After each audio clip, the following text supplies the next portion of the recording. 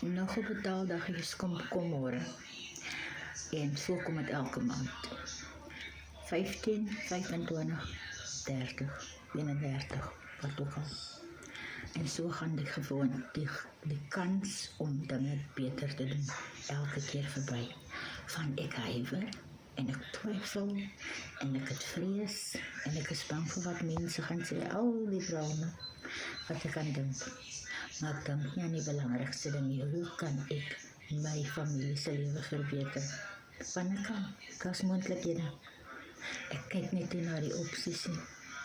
En het is makliker om te gaan leen of wat ook al skema by aan te sluit wat jy dink jy kan vinnig 'n profit maak.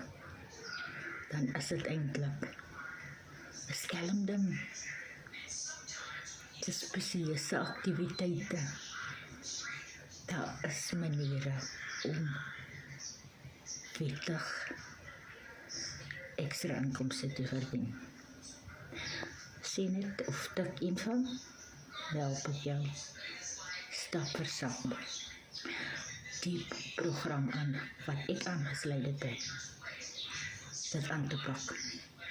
Want daar is moontlike uitweg vir jou, om jou familie en generasies na jou, en dit ook in jou testament te los vir jou familie. Baie opsies, baie voordele, goeie voordele. Tik invul, laat ons begin.